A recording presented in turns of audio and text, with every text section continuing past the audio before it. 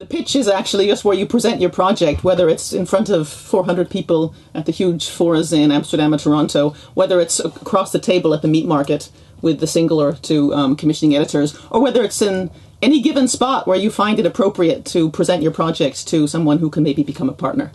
And that is to not only have a short lecture about the topic that you're very engaged in, that is sort of a given, but it's actually bringing it to life, and within a few minutes getting a feeling of the story you want to tell, the elements of the film, and why you are the right person to make that particular film.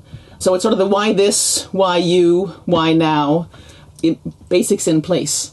Most projects, when they're finished, most films, most documentaries, need to have a very short description, whether it's on the back of a DVD, whether it's in the cinema guide, whether it's in the TV weekly, and that description is never more than 50 words. And so, you know, from the quite early on in your project, it's really good if you can describe your film, your story, your documentary in about 30 words. And if you can do that really early on, it may change, it may completely change. But if you can do that early on, you're demonstrating that you understand how important it is to be able to sell the idea in a few sentences, because that's how cinema distribution, television programming, DVD sales, it's how it all works. And remember that you need to excite them as well. This isn't a dry conversation, you know, just about your budget. They're creative people, they're people who care about documentaries, so this is an opportunity for you to really excite them, and you know, that's what you're looking for, is them to really kind of be fired up by it. A weakness we see often in pitches is that it can turn out to a mini lecture.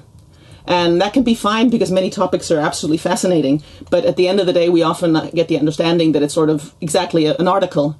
And why is this a film? So I'd say that you as a filmmaker to already from the very beginning have an idea of what is the kernel of this film and what makes it visual, what makes it appealing, what makes it a piece of storytelling that will appeal to an audience is equally important as your in-depth knowledge of the given topic.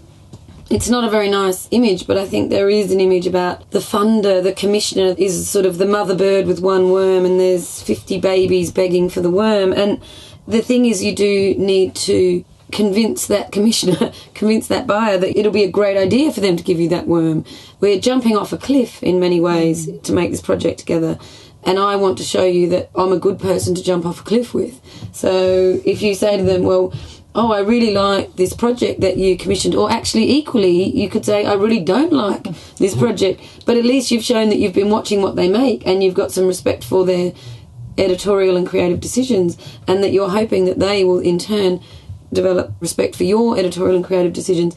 And if you are one of 50 people begging for that worm, then you have to think about ways to get the attention that you're going to get the worm. Well, I think the first thing they should do is do their homework and find out if they really need to be talking to me or anyone else, because it's quite easy to send out 20 emails and see if somebody reacts. Like if I go to a market, I get 700 emails of people that I don't know who want to meet me. So if you do your homework, then it's easier to get access. So sometimes people send me meeting requests for a 5-part series about sharks, and I don't do 5-part series, nor do I like sharks in my documentaries. So if you know what I'm up to, and if you can sort of say, like, I've looked at your signature, I think I have something for you, then at least I know that you've been giving it some thought and not just thought like, right, where's the pot of money, I'm just going to send out emails and see who reacts. So if you really have something that could work for my signature, then I take it seriously and then I'll talk to you. Yeah, often people will be pitching an issue or a news story and delivering a speech on how important this issue is, but what we want to hear is, what am I going to see on screen? How am I going to be engaged as an audience member? How am I going to leave this film feeling like I've had a really amazing creative experience? And that's what you want to talk about. And it's not theatrical performance, it's not a lecture, it's persuading people that you have a really great idea and that you can deliver it as well. Try and second guess the kind of questions that will happen when you present the project, which is, you know, why this story? Why would you be the one to make it? Why are we going to make it now? And what are you bringing to this story that makes your perspective so compelling over someone else's perspective? Because, you know, nobody really owns the copyright of just an idea about a topic.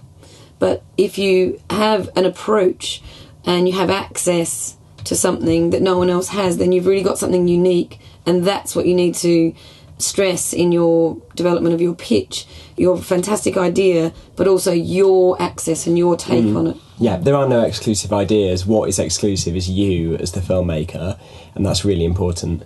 I think it's also important to think about the people that you're pitching to.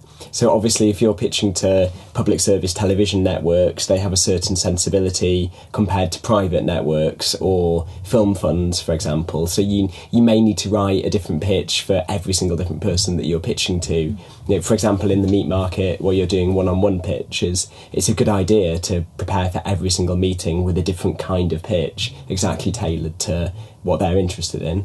But also looking at pitching as actually an interactive situation, because of course the starting point is your project and you. But then again, you should take something away from that pitch as well to find out what did they understand, what made sense to them, what are they responding to, what don't they get. That's the one thing for you to learn to improve your pitch. I would also say that most commissioners are quite upfront about the sorts of things they want in terms of, not ideas, but in terms of what they really like to see if they don't know you.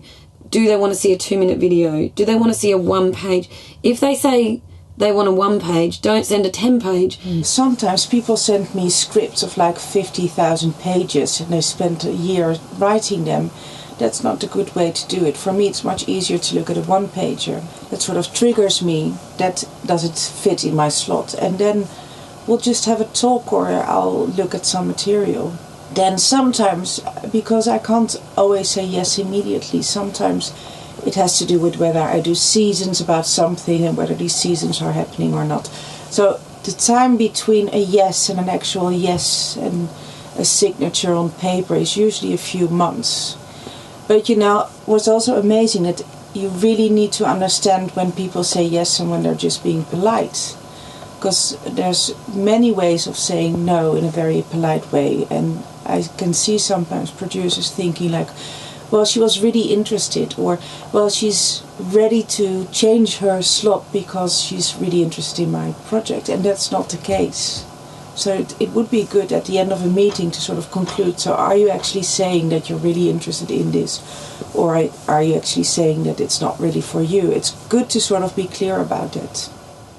Try and listen to what they want, because it really is about trying to get them off onto a good foot, and then they go, oh, this is great, because in 1 page I've got an idea of what this project is, and I now want to meet you, and I like this video that you posted online that I can watch in my office.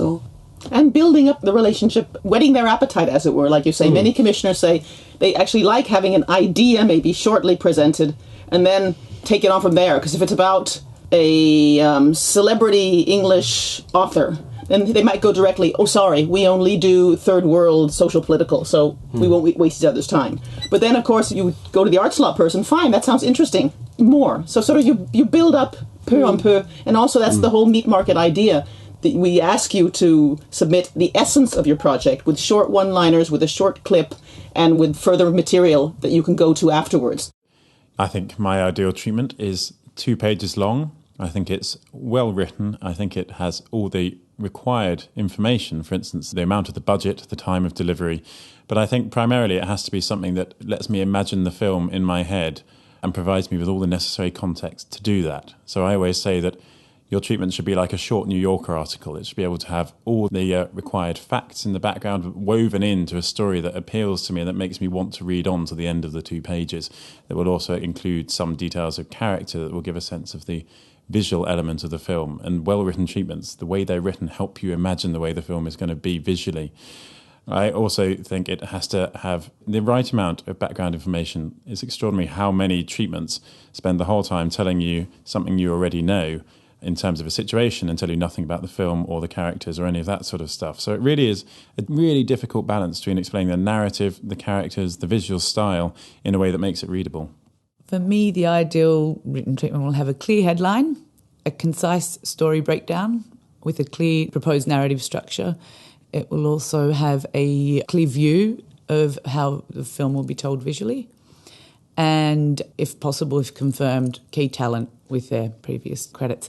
I think initially a treatment should not be any longer than 2 pages.